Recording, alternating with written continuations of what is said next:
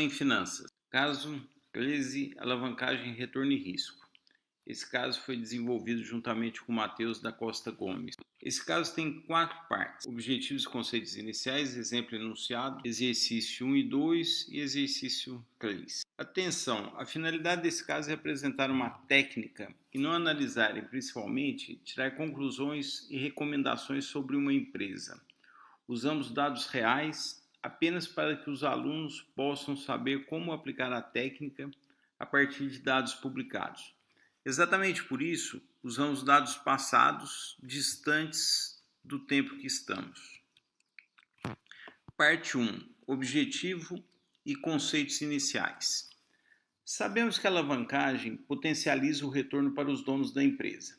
O uso de dívida, que significa trazer capital de terceiros para financiar parte dos ativos de uma empresa, desde que o custo dessa dívida seja menor que o retorno dos ativos, simplesmente alavanca o retorno do capital colocado na empresa pelos seus donos, pelos seus acionistas. No entanto, sabemos também que esse retorno potencial maior é acompanhado de mais risco, pois a dívida traz uma despesa financeira que já está contratada, independentemente do que venha a ocorrer com o nível de atividade, produção e vendas e com o faturamento da empresa que usa uma estratégia de financiamento com alavancagem. Essa relação esperada, mais retorno e mais risco, simples e visível na prática, está na essência do que Modigliani e Miller usaram para fundamentar a sua proposição 2. O presente caso tem o objetivo de ilustrar esse ponto. Simples e importante, em 2 empresas, comparando em 2020 o impacto da redução do faturamento nos lucros de 2 empresas, uma mais, outra menos alavancada. O ano de 2020, o ano da pandemia, ano em que empresas perderam significativamente a atividade econômica, faturamento e lucro, é propício para essa análise. Em outras palavras, o objetivo desse caso é analisar os efeitos da alavancagem, maior endividamento, no retorno para os acionistas de uma empresa. Para iniciarmos, precisamos de uma medida de lucro que reflita o lucro dos ativos, antes das despesas financeiras. Queremos olhar o que está acontecendo com os ativos em termos de geração de recursos, em termos de retorno, independentemente das despesas financeiras. Atenção! Antes que as críticas se acumulem precipitadamente, enfatizamos que as despesas financeiras não serão deixadas de lado. Elas serão contrapostas com o lucro gerado pelos ativos, para, então, avaliarmos o impacto das despesas financeiras no lucro que sobrará para os donos da empresa. Essa medida de lucro que precisamos é o EBIT, ou LAGIR, e o NOPAT, ou LAGE, lucro antes de juros e imposto de renda e lucro antes de juros. O EBIT e o NOPAT são medidas de lucro que medem o resultado dos ativos, ou, em outras palavras, o resultado operacional, o resultado do negócio, dos investimentos realizados aqui nos ativos. A diferença entre as duas medidas, entre o EBIT e o NOPAT, são os impostos incidentes sobre o lucro na pessoa jurídica, que no Brasil são o imposto de renda e a contribuição social. Ao desconsiderar as despesas financeiras, o EBIT e o NOPAT mostram o lucro do negócio, independentemente da forma com que a empresa foi financiada.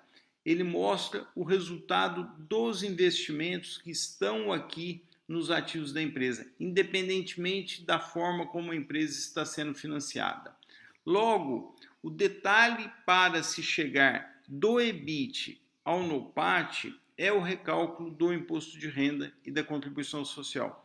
Ou seja, não basta pegar esses números na DRE que está publicada. O imposto de renda e a contribuição social que estão na DRE já sofreram, em suas apurações, o impacto da dedutibilidade das despesas financeiras.